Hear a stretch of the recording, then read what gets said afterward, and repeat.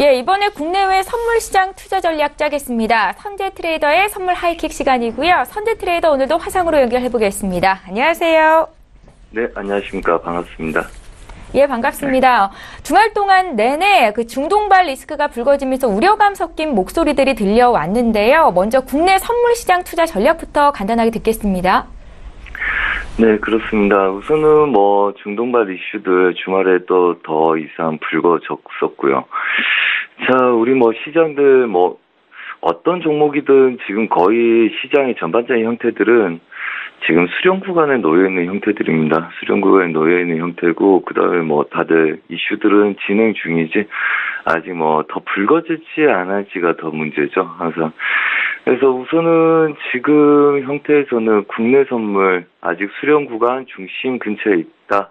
315지수는 계속적으로 중심지수로 말씀을 드렸었습니다. 그래서 월물 끝나고 그 다음에 월물이 시작돼도 315지수 부근에서 지속적으로 머물러 있는 모습들 보이고 있고요. 그렇다면 315지수를 안착해서 윗구간을 공략할 수 있는지 없는지가 굉장히 중요할 것으로 보입니다.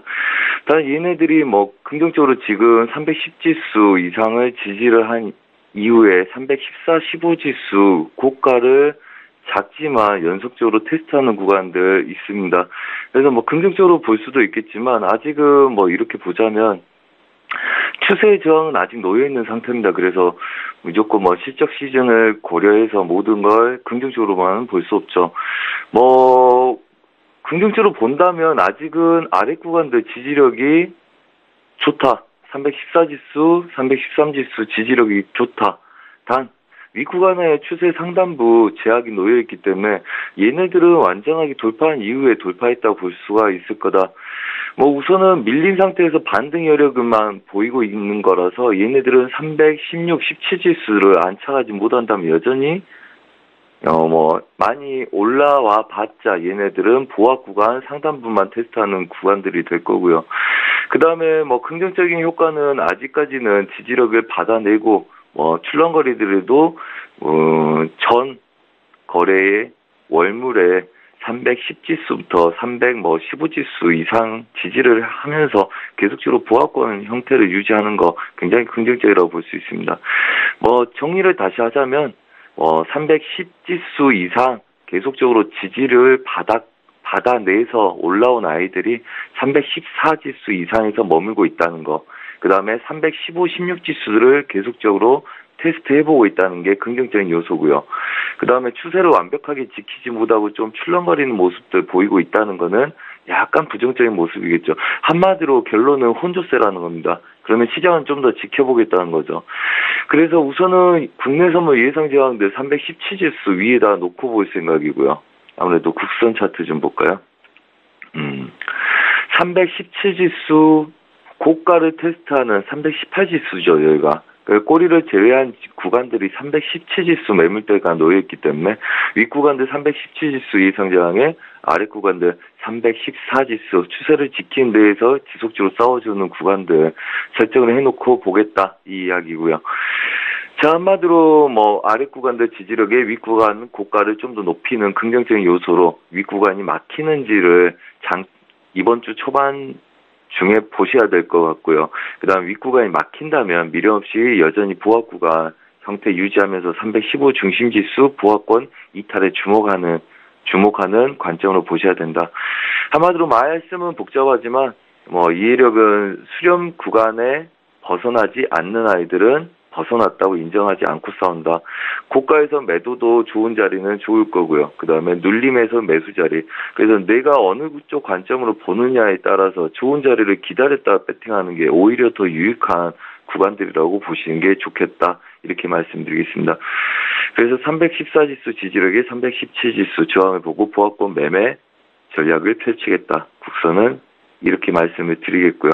우선 S&P도 전반적으로 중심 구간에 놓여있는 형태고, 그 다음에 삼성전자 자체도 채널 구간에 하단부를 깨지 못하고 여전히 수렴 구간 중심 부근에 놓여있다. 아마도 모든 구간들이 중심 구간이기 때문에 보합권 매매 전략에 이탈하는지를 주목해서 보는 게 좋은 장이다. 이렇게 말씀을 드리겠습니다. 이상입니다. 예, 안전자산 선호도가 다소 높아질 수 있는 자리가 아닌가라는 생각이 드는데요. 유가 흐름도 좀 잘 봐야 될 것 같습니다. 해외 선물 시장 투자 전략도 전해주시죠. 네, 맞습니다. 전반적으로 지금 저희가 보는 것도 달러의 강세에 좀 주목을 하고 보고 있었죠. 하지만 달러 강세가 그렇게 세진 않았었습니다. 아래 구간들 89.10대 정확히 저희가 보는 건 1호자리였고요. 추가적인 이탈이 있더라도 저희가 지지력에서 달러 강세에 주목을 하면서 끌고 왔었죠. 한마디로 이 구간은 안전자산 선호 심리가 강했던 구간이라고 보시면 됩니다.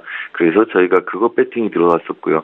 자, 그렇다면 89.30대 중반, 그 다음에 89.60대 중반, 어느 쪽으로 더 올라갈 수 있는지를 배팅하는 거겠죠. 저희는 지속적으로 지지력에서 안전자산 선호 심리에 배팅을 하고 있는 중인데, 저희가 배팅하는 관점에서 보자면, 그닥, 달러도 세지 않다.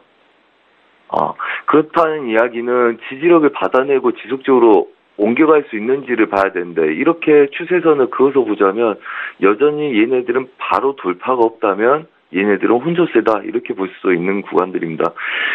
시리아 내전 상황에 비춰볼 때 오늘 지수들은 약간 반등하고 눌린 구간들이 있었고요. 그 다음에 유로 달러, 그 다음에 특히 크루드 오일에 대한 관점을 좀 이따 말씀드리겠지만 고점을 찍고 나서 약간 눌린 형태를 갖고 있습니다. 아직은 단정 지을 수 없지만 여전히 보합 구간의 이탈을 보는 게 더 낫다고 보고 있고요. 유로 달러 잠깐 보겠습니다. 유로 달러 우리가 지속적으로 얘네들이 떨어진다는 거는 안전자산 선호 심리가 강해진다는 거고요. 그 다음 위로 간다는 거는 위험자산 선호 심리가 강해진다. 이렇게 대변할 수도 있을 듯 보입니다. 단 여기 우리가 국내 선물 지수와 비슷한 관점들이죠. 빠진 이후에 315, 16 지수를 테스트하는 구간들 선물에서. 그렇다면 우리는 지속적으로 이 구간을 막고 매도 쪽으로 배팅을 하고 있는 겁니다. 달러가 강세를 띄기 위함이죠. 자, 아직까지 단정 지을 수 없으나 여전히 막혀 있는 건 안다. 그래서 저희가 위에 고가에서는 매도 눌림을 볼 수는 있다. 이렇게 보고 지속적으로 위에 고가에서 넘어가지 않는 아이들은 지속적으로 매도 관점을 유지하면서 매도 관점을 유지하고 있습니다. 자, 그렇다면 아직은 저가를 깨는 것도 아니기 때문에 매도도 아니고 매수도 아닌 혼조세 양상이다. 자, 그렇다면 우리는 기준을 유로 달러는 추세를 막고 싸우는 거에다가 초점을 맞춰서 볼 생각이고요. 그 대신 아래 구간을 바로 돌파하는 걸 쫓아간다 하면 굉장히 위험해질 수 있다고 생각을 하고 있습니다. 그래서 얘네도 보합 구간, 여전히 수렴 보합을 배팅을 할 생각이고요. 이상저항은 1.2400대, 그 다음에 하단부는 아무래도 추세 저항이 막혀있기 때문에 아래로 내려왔을 때는 약간의 여분을 두고 저가를 깨지 않는 입장에서의 수렴 보합을 본다. 그래서 이상저항은 1.23650대를 보고 저희는 보합권 매매 전략을 펼칠 거다. 보합권 매매 전략을 펼친다는 것은 보합권 안에서는 보합을 인정하고 싸우겠다는 이야기고요. 그 다음에 추세가 나기 시작하면 그 이후부터는 추세를 인정하고 싸우겠다는 거죠. 그래서 아직은 보합권 안에 놓여있기 때문에 보합권 안에서의 매매 전략을 펼치는 월요일, 화요일을 보내고 그 다음에 다시 수요일 이후부터의 얘네들 추가적인 돌파 전략을 보겠다. 이렇게 이해하시면 될 듯 보입니다.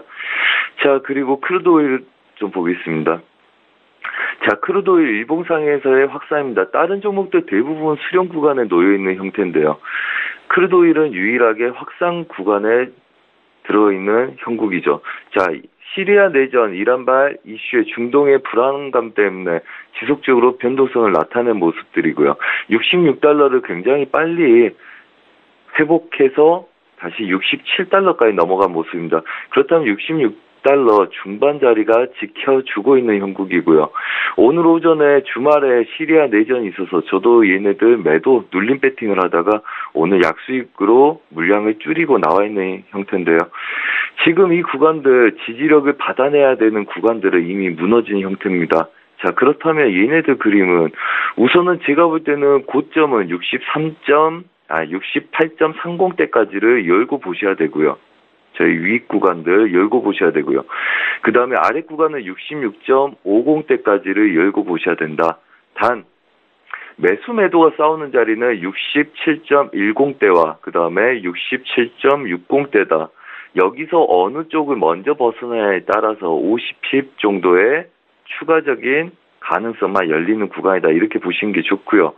자, 그렇다면 추세로 오늘 지키는지 못 지키는지 오전장에 좀 보신 다음에 매매 전략을 펼치는 게 좋다. 이 구간들 60달러, 61달러, 그 다음에 마지막으로 62달러를 지지하고 500핍이 올라온 형태이기 때문에 눌린 구간에 대한 이슈도 보셔야 되고요. 시리아에 대한 공습 자체가 새로운 이슈도 불거질 수 있지만 그 자체가 이슈의 마지막 상황일 수 있기 때문에 방향성보다는 우선 잘 시장이 지켜주는지를 먼저 보시고 시리아 중동발 이슈에 의한 불안정성이 크루드오일의 매수의 조건이 될 수 있는지는 월요일, 화요일 좀 더 지켜보시면서 매매에 임하시라 이렇게 말씀드리겠습니다. 그래서 우선은 보합권 67달러, 그 다음에 67.60대 이탈한 구간들이 추세라고 보시고 매매 전략을 임하시는 게 좋겠다 이렇게 말씀을 드리겠습니다. 자, 골드입니다. 골드는 여전히 보합권 매매 전략이 유효하다고 봅니다. 일봉상에서의 보합권에 놓여있기 때문에 얘네들도 보합권 매매 전략을 펼치시고요. 단 추세로 매수 쪽을 시도하다가 무너진 형국이기 때문에 우선은 저항 내에서의 반등 매도 전략을 펼치고 유럽장 이후부터 다시 추세 매매를 본다. 이 이야기는 뭐냐면 시도하다 실패했기 때문에 매수일 수도 있으나 우선은 아시아 유럽장 보합권 내에서는 이 구간을 바로 돌파하지 못하고 저항을 받을 가능성이 높다는 겁니다. 그래서 반등 매도의 단타 구간만 설정해서 보시고요. 추세가 난 이후에 얘네들도 추세 전략을 펼치신다. 이렇게 보시면 되겠습니다. 우선은 보합권 매매 전략이기 때문에 말씀이 좀 이야기가 좀 복잡합니다. 하지만 전반적으로 월, 화는 보합권 매매 전략을 펼치시고 그 이후에 추세를 보고 나서 결정하는 것도 늦지 않겠다. 이렇게 말씀을 드리고 마감하도록 하겠습니다. 이상입니다.